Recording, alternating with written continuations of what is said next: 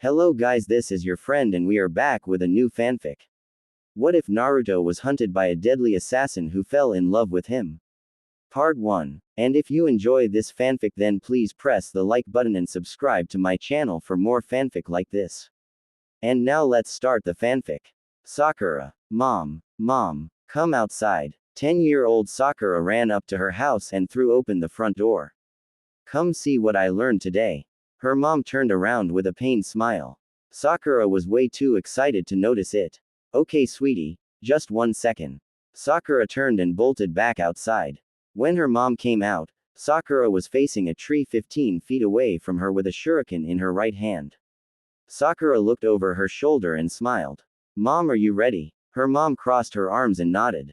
Sakura put her attention back on the tree and took a deep breath. She took a step forward, pulled her right hand across to her opposite shoulder and with a flick of her arm the shuriken was sent lying towards the tree. It hit smack dab in the center of the bark. Sakura quickly turned around and started jumping up and down excitedly. Mom, did you see that? Wasn't that amazing? Sakura's face couldn't be happier. Her mom clapped a few times. That was splendid, sweetheart. She was smiling, but it seemed forced. Sakura didn't see the happy approval in her mom's eyes that she thought she had earned. Mom, are you okay? You don't look like you're happy for me. Disappointment started to flow through Sakura. Her mom sighed. Oh Sakura, I don't know how to tell you this. Sakura was confused. Tell me what, Mom. Her mom took a couple steps backward and sat down on the porch steps and patted the spot next to her her hand. Come sit next to me. Sakura cautiously made her way over to her mother and sat down. Her mom put her arm around her and pulled her close. Sakura, you won't be attending your Team 7 practices anymore. Quote. Sakura wasn't sure if she had heard her mother right. What are you talking about? Sakura, we have to move. And by move, I mean move out of this village and even out of the fire country. Sakura's mind started to shut down. Mom, you're just kidding, right? She turned to look at her mother and found the hard truth in her eyes. But why? I was just put on Team 7. Tears started to well up in Sakura's eyes. You can't do this. Sakura abruptly stood up. I refuse to go with you. I am not leaving my home. By the end of her statement, Sakura's tears had become a waterfall. I'm not going. She turned and ran in the opposite direction of her house as fast as her legs could carry her. 13 years later, Sakura sat on the grass by a fire cleaning the blood off of her weapons. Or more specifically, her sword. She always used it on her assassination missions. It made for an easy finish. She was wearing her usual attire. An elbow-length tight, red shirt covered by her gray Junin jacket flat and finished off with her black spandex shorts that stopped at her knees. She never failed to wrap her forearms with white bandages. It became a habit of hers when she first became a genin. Sakura had been made Junin 7 years ago. At 16 years old, she was the youngest Junin assassin the Hidden Mist village has ever had. At 23, her power and ability rivals most other Junin and Anbu members, not to mention she is the top medic in her village. She's heard rumors here and there about her being the next Mizukage. She didn't know about that one, but respect was something she didn't have to worry about. Another easy target, Sakura thought. It seems they just keep getting weaker and weaker. After the Mizukage recognized Sakura's ability, she's always been the first one called when an assassination mission came up. To say that Sakura is busy is an understatement. She almost never has time for herself anymore. For the past 5 years, the most time that Sakura has spent in her village during one period is 2 days. The first year of assassinations was the hardest. Sakura would curl up in her tent each night after she killed her target and cry herself to sleep. She's not sure when it happened, but one night the crying stopped. Since that night, Sakura has been able to complete every mission without blinking. She's not even sure when the last time she truly laughed was. Sakura has never had a true friend. She was 10 years old when she moved to the Mist Village. By then, best friends were already chosen. Not to mention that she was born in a rival country. Nobody wanted to associate themselves with a family from the famous Konoha. Her family was treated like outcasts for the first year. The closest to a friend Sakura has ever had was a boy from her old team when she lived in Konoha. She couldn't for the life of her remember his name or what he looked like. She did remember, however, that he was intolerably annoying. The sun was beginning to sink from its high position in the sky. It would be sunset soon. She quickly gathered and packed up all of her stuff. Sakura preferred to travel during sunset. It kept her mind focused on all of the abstract colors in the sky. She wasn't that far from her village. It would only take her 3 hours to reach it with a slow run. Sakura quickly put out the fire, secured her backpack to her back and began heading east toward Mist. When she was 50 feet away from the village gates, she slowed her pace down to a walk. As she passed the guard station, one of the two guards, Tsuchi, said, "Hey, Sakura. You're back earlier than expected." Sakura looked over and smirked. "Aren't I always?" Tsuchi grinned. "Touché. Would you like me to inform the Mizukage?" Sakura shook her head. "I would actually like a little bit of sleep before she decides to give me another mission." Quote. Tsuchi nodded and smiled sincerely. "Understood. Good night, Sakura." "Good night, Tsuchi, Akasan," Sakura replied as she set off to her apartment. Sakura walked at a slow pace towards her apartment. She still lived with her parents. She wasn't home enough to have her own apartment. Besides, she enjoyed coming home to her loving parents, her cozy bed, and her mom's fantastic cooking. It was definitely something to look forward to. Before she reached the front door, it was swung open to reveal her parents with huge smiles on their faces. "Welcome home, sweetie," they both exclaimed. Her mom practically tackled her while her dad came around and put his arms around Sakura and his wife. This is the best part of coming home, Sakura smiled to herself. Her parents had never failed in giving her a small, welcome home, celebration. Her parents were the reason that she could handle being an assassin. Even after Sakura's emotions had been locked away, they always knew how to release them, even if it was just for a day or two. Her mom grabbed her hand and started pulling her inside. "Come on, Sakura. Dinner is almost ready." Now that she mentioned it, Sakura did smell something wonderful coming from the kitchen. "How was your mission, Sakura?" her dad casually asked. "Ya know, Dad, they just keep getting easier to kill. They're not even a challenge anymore."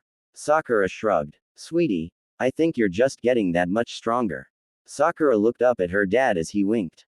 "Sakura, you know you're the strongest ninja of your age and many more." "Yes, Dad, you know I don't like to talk about it." "You don't have to be modest all of the time, Sakura. You can always brag to your very proud parents." Her dad smiled. "And proud we are. Dinner is ready." Sakura's mom poked her head out of the doorway. As her family sat down, Sakura had to stop herself from immediately stuffing food down her throat. She was starving. When she's on missions, she only eats enough to keep herself strong enough to fight. Being impatient, Sakura reached out to take her parents' hands and quickly said grace. "I can see our daughter is hungry, Ayumi." "Good. Maybe that means we won't have any leftovers," Sakura's mom giggled. "Ah, but leftovers are always good for breakfast," Sakura pointed out. Sakura's mom looked at her and smiled gently. "I love having you back. You're not the only one," her dad added as he patted Sakura on the shoulder. "So, what was your latest target like? Who was he a threat to anyway?"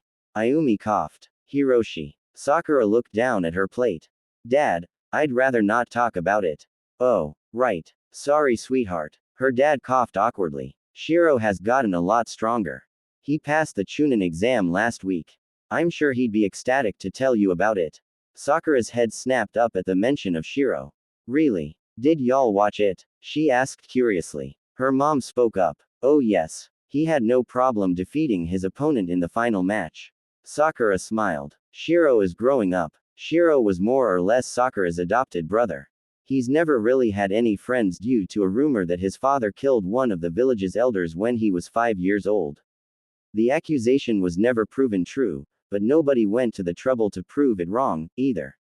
His father was forced out of the village and Shiro has never seen him since. Sakura had found him one day swinging alone. She had basically adopted him. His mother had gone into a depression and began isolating herself. For a few months, Sakura's parents had even let him stay in their house while his mother recovered. That was 10 years ago. Ever since then they've had an unbreakable bond. Oh, I almost forgot to mention. Lady May is currently the sensei of a genin team. Her mother added. Sakura's eyes widened. No way. I thought she said that she would never be a sensei of a genin team.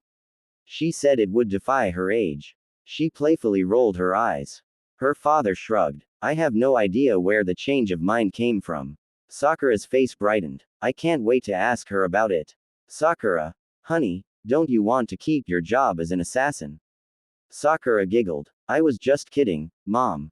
I'm smarter than that. She sighed and stood up. I think I'm gonna go ahead and go to bed. I feel like I'm going to just fall over at any moment. Quote. Her mom walked over and took Sakura's dinner plate from her hands. Well, you go ahead. Don't worry about the dishes tonight, sweetie. You deserve your rest. Ayumi leaned over and kissed her daughter's cheek. Good night, Sakura. Her dad stood up and patted her back. We won't wake you in the morning. Sakura smiled at her father. Thanks, Dad, but don't be surprised if I'm already gone by the time y'all wake up. I have a feeling the Mizukage already knows I'm back. Her father chuckled. I wouldn't be at all surprised. Good night, Mom, Dad. I love you. Sakura shouted as she climbed the stairs to her room. We love you too. Her mom shouted back. Hiroshi walked over and put an arm around his wife. I don't think that there's a better daughter out there. We are the best parents ever, of course. Ayumi and her husband made eye contact and burst into laughter. The second Sakura walked through her bedroom door, she began peeling off her clothes. By the time she made it to her bathroom, she was completely. She turned on the shower and looked at her reflection as she waited for the shower to heat up. She really needed some time off from these missions. They have really taken a toll on her complexion. These dark circles will never go away. Sakura turned away from the mirror and stepped into the shower. She let the hot water run over every inch of her body. She couldn't remember the last time a shower felt this good. It began to slowly relax her muscles. What she needed was a nice trip to the hot springs and a long massage afterward. She spent another 2 minutes in the shower before getting out and drying herself off. When she walked back into her room, she threw on a t-shirt, a pair of panties, and climbed into bed. The second her head hit the pillow, Sakura was gone. When Sakura opened her eyes the next morning, she looked over at her clock. 12 p.m. She threw off the covers and jumped out of bed. Sakura froze. There was another presence in her room. She whipped around and found Chojuro staring at her with wide eyes. Sakura glared and pointed at him. You, how long have you been here? Chojuro began stuttering. Since 7 o'clock. Sakura fumed. Since 7, what have you been doing? Just standing there like an idiot. She began running around her room finding a decent outfit to wear. When she found something appropriate, she ran into her bathroom and slammed her door. 10 seconds later, she stormed out of the bathroom and stomped up to Chojuro and grabbed the neck of his shirt. Why are you here? Chojuro coughed and tried to steady his voice. Lady May has summoned you. Sakura narrowed her eyes. If I get in trouble for being late, your hope of having a family will be extinguished. Ya hear me? She flicked her wrist and Chojuro went flying into her wall. Truth be told, Chojuro was terrified of her. He hadn't wanted to wake her up because he didn't want to end up in this situation. Ironic. Sakura was out of her window and running toward the Mizukage Tower in 2 seconds. Poor Chojuro, she thought, I really should treat him better. She shrugged it off and pushed her legs faster. When she reached the doors, she kept her pace and barged through. She kept running through the building until she reached the Mizukage's office door. Sakura took a deep breath and knocked 3 times. Come in, Sakura. Sakura opened the door and walked a couple steps until she was standing a few feet away from the Mizukage's desk. She made a small bow in show of respect. If you don't mind me asking, how did you know it was me, my lady? May smiled. Oh Sakura, I've known your chakra signature for quite a while now. I just decided to test my knowledge. And it seems I was right. The Mizukage cleared her throat. But we have no time to waste with small talk. You are already behind. Why are you late? And I trust you completely your last mission. I am most sorry. Chojuro decided to stand in my room for 5 hours and watch me sleep. And yes, my lady. Mission successful. Sakura rolled her eyes. May nodded. He's scared of you, ya know. He was probably fighting himself on whether or not he should wake you. Anyways, stop distracting me. I know you're probably exhausted from all of the back-to-back missions, but I have just received one that I trust only you to complete. I understand. Your new target is a ninja from the Hidden Leaf Village. You will meet him in the Hidden Frost Village to partner with him in assassinating a different target. He has the information on this target. After the both of you succeed in eliminating him or her, you are to assassinate the Leaf Ninja. And you'll need a code name. I trust you to choose one that's appropriate. Sakura nodded. Why is this target a threat? He is the Leaf's Jinchuriki and rumored to be the next Hokage. He is one of the strongest shinobi in this world. Plus, the Mist and Leaf aren't getting along too well right now, and it's best to keep the power equal. When do I leave? You should have left 4 hours ago. Thank you, Lady May. Sakura bowed and was out the door before May could blink. She smiled. I think she's my favorite shinobi. Sakura reached her home in record time. She searched around her room for her weapons pouch and sword. Once she found it, she attached the pouch to her waist and tachi to her back and began searching for her essentials. She packed a few pairs of panties, an extra bra, a t-shirt to sleep in, and her few necessary toiletries. She'll have to wash her current outfit every night.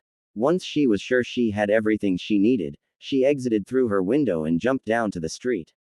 She turned around and took a long look at her home. Sakura had a funny feeling that she wouldn't be seeing it for a while.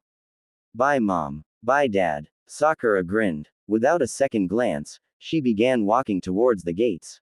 Leaving already, Sakura? Akasan asked. Sakura shrugged. Are you really surprised? Akasan and Tsuchi both chuckled. No, not at all, Akasan replied. Sakura continued walking through the gates. Without turning around, she waved. I'll see y'all in a few days. Keep the village safe for me. Naruto. 2 days later. Swinging the kunai in his hand, he flipped it back and forth, staring out into the horizon. The sun's light was just beginning to peek out of the mountains and illuminate the whole valley. The woods here were never silent. There was always noise, whether it was birds or the sound of the wind pushing the trees around. He could faintly hear the rushing of a river nearby. With his left hand he ran his fingers through his blonde hair, nervously. It would be a heavenly place if it weren't stuck in the middle of hell. Shaking his head side to side, Naruto took a deep breath. He turned back towards the forest where a man awaited him. He gazed at the outline of a body lying awkwardly on the ground. The man was bound by his hands and feet. Normal rope would have held him, but Naruto decided to use chakra binds. The man was currently unconscious. His slow and deliberate breathing showed it. Any minute now, he thought hastily. He continued rotating the weapon around his finger, watching the metal swing with great concentration. Naruto shifted his weight into his left foot. Then the right, and back to left again. He coughed, getting rather impatient. However, the faster rising and falling of the man's chest told Naruto he was about to awaken. Twirling the weapon through his fingers once more, Naruto leaned against a nearby tree and waited. The man on the ground groaned and rolled over onto his back. While the man struggled to regain his surroundings, Naruto took this time to marvel his handiwork. His flesh was flawless, no bruises. In fact, it was quite easy to capture him. The man did, however, have a long cut across his cheek. It had happened when Naruto thought the man could have easily dodged it, but was proven wrong. This man was a rogue Junin of the sound, for Christ's sake. The man opened his eyes slowly. They widened a fraction of an inch. At first, he looked around calmly. Then he tried to jump to his feet, only to fail and land on his knees. As if hearing the metal of Naruto's twirling kunai scrape past his fingers, the man turned ever so slowly to face him. His eyes widened once they came in contact with Naruto's bright blue ones. Why you? He stammered, shrinking back at the sight of the blonde Junin. Naruto merely raised an eyebrow at the man. Truth be told, he didn't enjoy these missions, but then again, this is what an assassin does. As a kid he was always so hyperactive. He still is. But, with age comes maturity. As soon as he takes the scroll with the name of the target, he is no longer the Naruto Uzumaki everyone knows. He stopped twirling the kunai. The handle of the metal twisted so it was back into his palm as he wrapped his fingers around it. His eyes hardening, dramatically. The man, sensing his death, shrank back even further from Naruto. He gave the man a sly smile. Crouching slightly, He brought the weapon up to arm level. Unknown to the man on the ground, the real Naruto was already behind him. He used his legendary technique, a shadow clone. It surprised him that the man did not realize the fake. Must be of his lack of continuous training, his mind offered. Shrugging his shoulders back, Naruto pulled the blade up. The bound man's eyes stayed glued to the fake Naruto in front of him. Naruto approached from behind and quickly ran the blade of his kunai across his prisoner's throat. Never knowing of the danger, the man slumped forward, dead. It was better that way. He didn't believe in cold murder. No one deserved that kind of treatment. Naruto glanced at the clone that exploded into a mass of smoke. Wiping his brow, he dropped the bloodied metal beside the man's lifeless body and untied his hands and feet. Appeared suicide, no questions asked. He stared at the body a little while longer. Just another name. Just another body to eliminate. Who knows what this man's life had in store for him? Naruto tried not to linger on those thoughts. It was for his village that he swore a duty to protect. And he would, even at the cost of his sanity. He felt his old smile return to his lips as he turned to walk away from the scene. It was a good 40-mile run back to the Leaf Village. Maybe sooner, if he sprinted. He pushed his legs upward and landed softly on a branch that was hanging over his head. He was in no rush, so he decided a slow run would suffice. Jumping from branch to branch, he allowed his thoughts to wander. 2 years ago, he received his army green Junin vest and the responsibilities that came with it. The position was just another building block towards becoming Hokage, and he was glad to accept it. Heck, maybe one day he'll have his own team of genin. A light laugh escaped his mouth at the thought of it. He could hardly remember his teammates. The girl, whose name he couldn't remember for the life of him, moved or something, so he never got close to her. Sasuke left to join Orochimaru in search of power to destroy his older brother. In this life, Naruto was always alone, but his friends and fellow teammates made it worth it.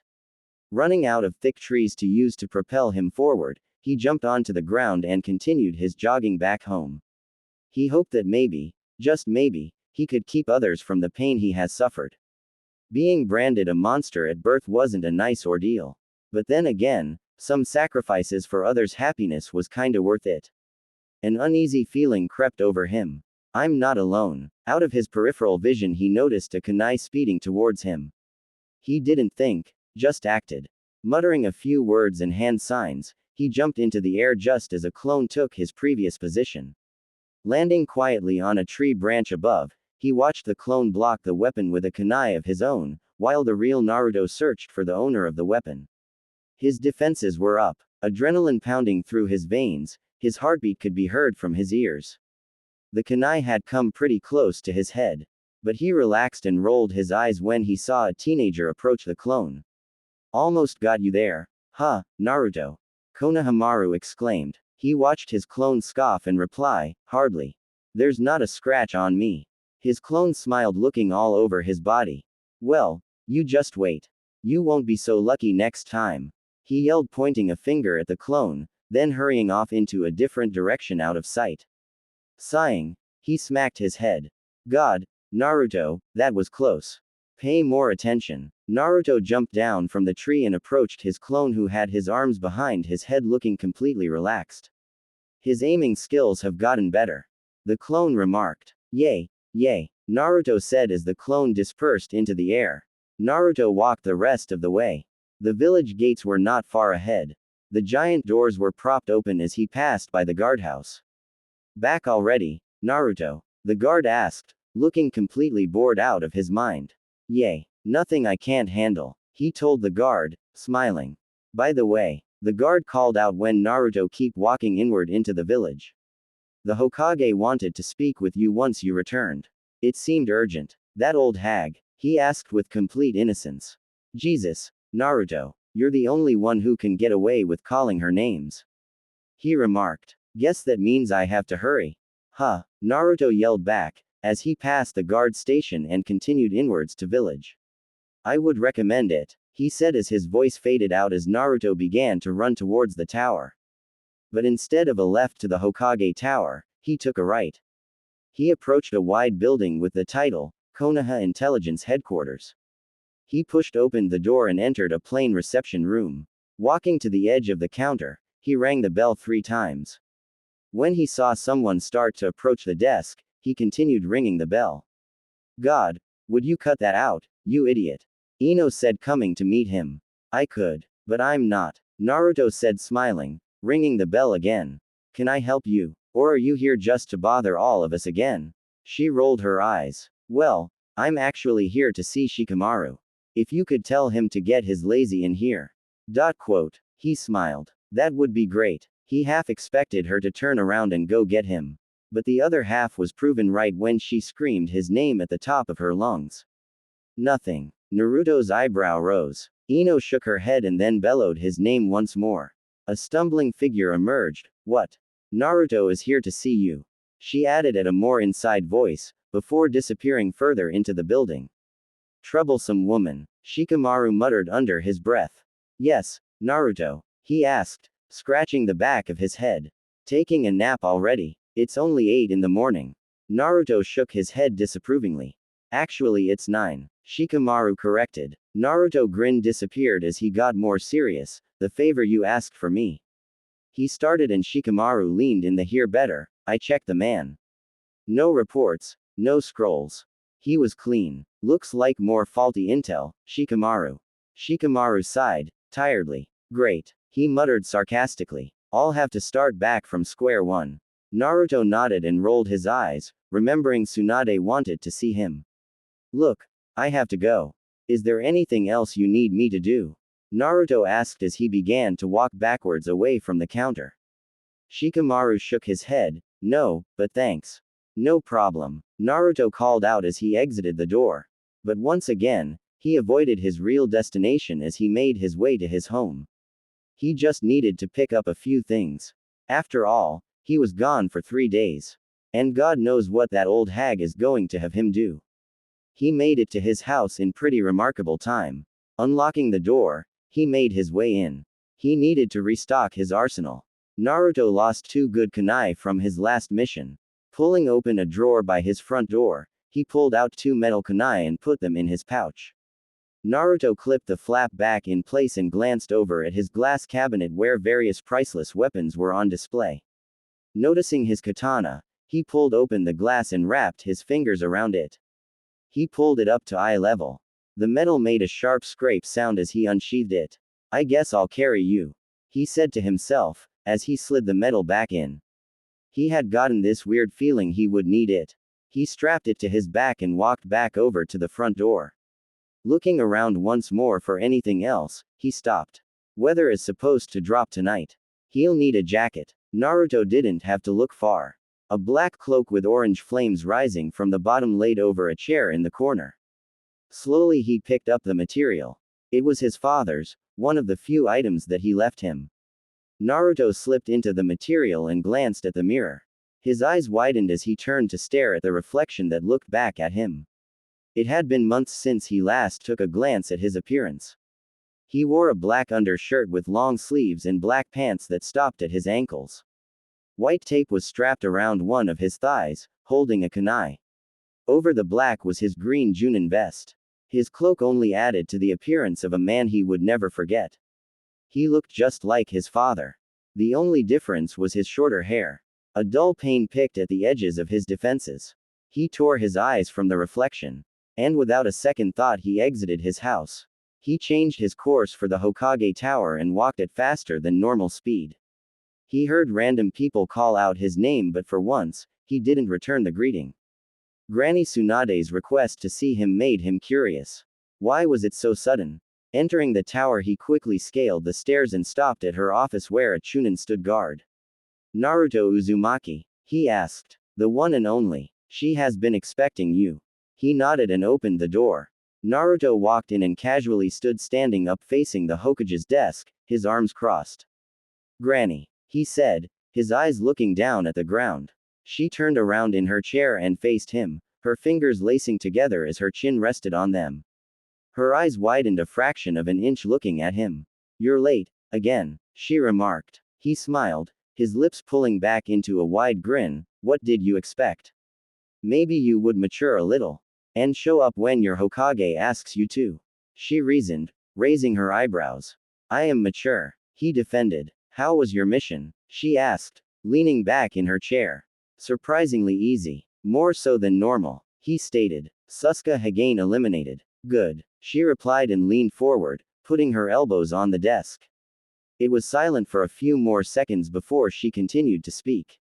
I have another mission for you, she stated, simply. Already, he couldn't bite back the response. He knew in the back of his mind it would be another mission. But he had really hoped the feeling was wrong. Yes, S-ranked mission, she told him. Assassination, she nodded, but didn't move for a file containing the target's information like usual.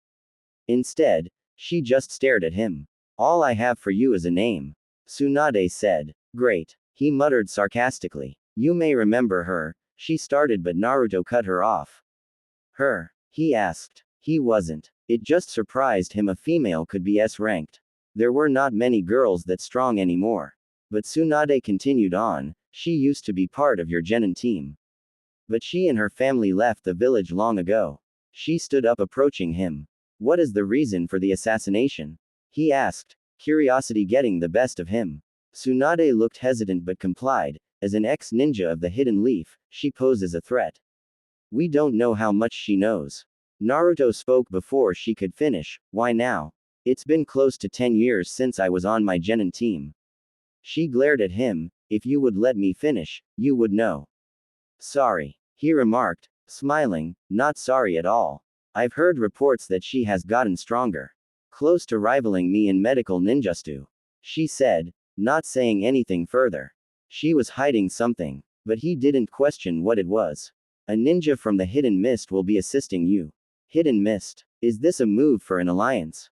Naruto asked, surprise across his features. I don't know, but be on your guard. They offered it. I couldn't say no, it would be like a war distrusting them or something. She smiled slightly. He rolled his eyes at the thought of working with a Hidden Mist ninja. You will have to make up a code name. I don't trust them enough for them to know who you really are. She stated. Code name, he confirmed, thinking of all the different possibilities of names. Yes, Naruto, I'm sure you will have a lot of fun with that, but make sure it sounds real. She almost begged and Naruto laughed. Destination, you will meet up with the Mist Nin in Frost Country. From there you will explain the mission. She said. Attire. What you're wearing, it will be easier for the Mist Ninja to know. She pointed to his army green vest, then sighed. I do have a certain piece of information that I or may not be helpful. She did have a nervous tick. She would chew on the inside of her mouth when she got jumpy or scared. She made it pretty obvious too. Naruto nodded. I'm sorry, you don't have time to change. She is a high-class threat, and this information is already days late. Not to mention you took your sweet time getting here. You leave now, she commanded with a flick of her wrist. Wait, the name? He asked. Oh, yes, of course. She said, muttering something about old age. Her name is Sakura Haruno. Now go. Yes, ma'am, he confirmed and formed hand signs and disappeared out of the room. Tsunade turned and faced the window, her hands clasped behind her back. Be careful, Naruto, this girl is stronger than you realize. Naruto. The sun was already sliding back behind the mountain. He grunted, increasing his pace towards the Fire Country border. His plan was to stop at the border and set up camp. Being on the fire border meant less attacks in the middle of the night. Not that he couldn't handle it or anything, but he was really tired from transitioning from mission to mission and didn't feel like dealing with a surprise attack. He knew his guard could drop for the slightest second, and even that was enough for someone to ambush him. From the border he would continue into Hot Springs Country before finally ending in Frost Country, where he would meet his counterpart. Which he was not looking forward to at all. All Mist Nin seemed to be overly. The trees had started to get thinner with each step he took. With the light almost gone, it was getting harder to see. He moaned at the thought that the Hokage was right, that being late to receive the mission would put back hours. He increased his pace even more to compensate for his actions. Almost there, he told himself out loud. It was silly to talk to himself. But it was the only thing that seemed to keep him sane on these solo missions. When the border was within eye distance, he slowed down before finally stopping on a tree branch. Naruto dropped down to his feet and scanned the area. His eyes wandered around the trees around him. It was empty, as far as he could tell. The place looked as though no one had passed here before. His lips pulled back into a weak smile. He glad it was deserted. Deciding this was the best place to sleep, he removed 5 kunai from his back pouch. He placed them on the ground in a row and tied a piece of paper around the hilt of each one. Once finished, he made a few quick hand signs. An inky, black seal formed on the tied piece of paper. Leaning over, Naruto rolled all the weapons into one of his hands. Locating 5 different trees that surrounded him, he threw the metal towards the trunks. After they all hit their mark, Naruto lowered his arm back to his side. Finally deciding to live up to the legacy of his last name, he learned of a different type of paper bomb. The paper bomb would go off if any one person with a high chakra level passed by. Therefore, he would be alerted of someone's presence. But the bombs wouldn't activate if animals passed through because it wouldn't pick up the small force of chakra. Of course, this technique had some loopholes, but it was the best he had. He could always stay awake all night. But he didn't trust himself to not fall asleep. Sighing, realizing he wouldn't have a good meal due to his hope of staying unnoticed and a fire would attract attention, he popped some ratio N pills and took his cloak off. Slowly he reached around to untie his forehead protector and set it on the ground next to him as he sat down against a tree. The bark cut into his back and was not in the least bit comfortable. He really hoped this would be the last of the series of missions. Naruto rested the cloak in his lap and thought of the task he would have to complete tomorrow. Since he had a lot of ground to cover in a short amount of time, he decided he would wake up earlier. He then would have to meet the Mist Nin and search for Sakura. The only problem was he didn't have a clue where to start. All he had was a name and something to look out for. Why couldn't this be easier? His brain whined. There's that other thing, he thought. He would no longer be Uzumaki Naruto. Tomorrow he would be just Minato. He smiled slightly at the choice of his code name. It would be weird being called by his father's name, but he couldn't think of a better one. The name would leave no room for questions. His father was dead and no one knew the 4th Hokage had a son. He leaned back into the sharp bark of the tree as his eyes slowly drooped closed. With his mind full of questions and possibilities, he drifted off to sleep. A light was shining straight into his eyelids, so he squeezed them shut. But the action neither took the light away nor made it any more bearable. Why did he leave the curtains open? Shaking his head side to side, Naruto opened his eyes only to be blinded by a brilliant light. He groaned and rolled over onto his side, wondering why it was so bright. His eyes flew open as he searched for the source of light. It was sunlight. He glanced around. Trees. Where the heck am I? His memory began to flood back into his brain like a broken dam.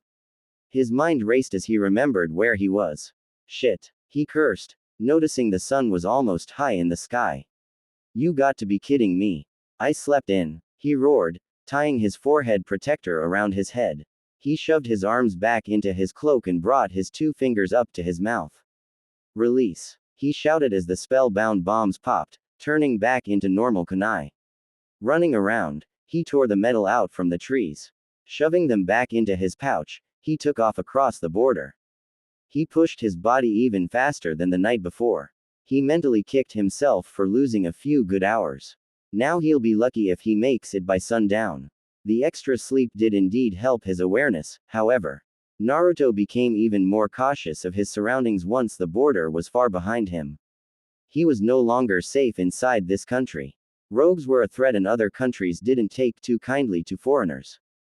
He just hoped he'd make it across the border without running into problems. Naruto watched the road under him from the trees. It was a little merchant road, highly used by civilian travelers. He would see a civilian walking the road every now and then. He diverted his course from the road. The road led to the capital and Naruto was going in the almost opposite direction. It was sad to say he left the road with disappointment. Traveling was so boring to him. His mind would wander all over the place and seeing trees over and over again got annoying. Once, he had gotten so bored he counted every tree he saw, but stopped after 2000 before he completely lost his sanity. The temperature was starting to drop and he thanked his subconscious for telling him to take his cloak. A chill ran up his back, but it wasn't from the cold. He tried to ignore it. He almost always felt it when he left the country. It just bothered him. He couldn't exactly place the uneasy feeling. Pushing off of a tree branch, he again hoped this would be the last mission for a while. Naruto wanted a break from all of the killing. But he knew it wasn't just the killing. It was doing it alone, holding his burden in silence. For that reason he was glad a mist ninja was coming with him. But he hated the idea of someone else experiencing what happened to him on an almost daily basis. He was just beginning to think about his counterpart he would meet when he realized he was being followed. His uneasy feeling was finally confirmed. Naruto kept his current speed. He glanced to the side trying to get a read on the chakra figures following at a distance behind him. His eyes widened a fraction of an inch. 4 signatures. 4 were following him. Concentrating harder, he noticed 3 of which were considerably lower than the 4th. A genin team. His mind offered. Whichever, he just knew he couldn't avoid confrontation. Making hand signs he muttered, Kage Bushin no Jutsu. He jumped to the side as his shadow clone continued to jump from tree to tree. He focused his chakra on the clone and masked his own as he waited for the 4 followers. Just as predicted, he saw a young kid jump by first, then an older man, followed by 2 other kids. His instinctive skills kicking in, he checked their appearances. Naruto stared at their forehead protectors. Rock ninja, he muttered as he watched them go. Why would they be so far away from their village? His mind questioned. In order to figure out what to do next, he would have to know what he was up against. To judge the group's strength, he looked at the appearance of each one. The leading boy had brown hair and was obviously the troublemaker of the team. His stance was powerful and straightforward. The genin made no effort to hide his footfalls. The kid reminded Naruto of his self back in his younger years. Behind was the girl. She had a determined look upon her face as she followed the boy. Between her fingers were 3 shuriken. Naruto ruled her out as a main concern in the group. Having her weapon already drawn meant that she was insecure of her surroundings and lacked confidence, which was fatal in any fight. Next to her was the final genin. He wore glasses with red hair. His facial features were grim as he constantly glanced around at his surroundings. He gave Naruto the impression he was the brains of the team, but seemed to be overcautious. Naruto checked the whole genin team off as harmless. His eyes moved over to stop at the adult of the team. The Junin of the group had his eyebrows pulled tight together in concentration. The way his eyebrows twitched, Naruto imaged the man thinking of a plan of action against the leaf nin they were tailing. He had sideburns and appeared to be young for a Junin. He must have been assigned his team just recently. What really stuck out was a sword strapped to his back. It was huge. He marked him as a potential threat if it came to a fight. He rolled his eyes and tailed them, trying to pick up on their conversation. Naruto kept his chakra signature low and stayed at a distance, keeping just within hearing distance. Sensei, let's get him already. He hasn't even noticed us. The lead ninja yelled excitedly. Shut up, you idiot.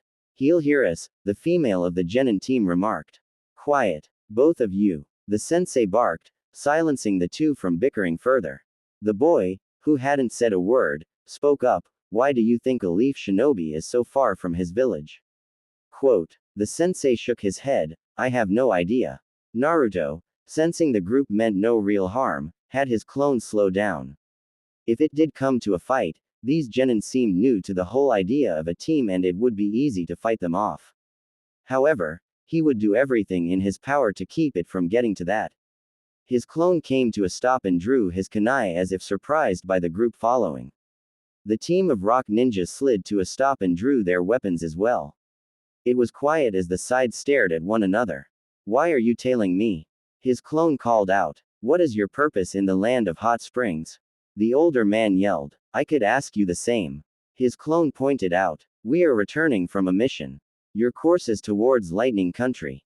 I think we have a right to know. He argued. Naruto's double just stared at the group with narrowed eyes. He couldn't give away any part of his mission. Especially to Rock Nin. What was left of his hope of just walking away started to take a dive for the worst. The leaf and rock don't see eye to eye and he was too suspicious looking. You will tell us. The loudmouth boy from earlier yelled, charging at his clone. With angry shouts from his team, the boy continued to charge toward Naruto's sea.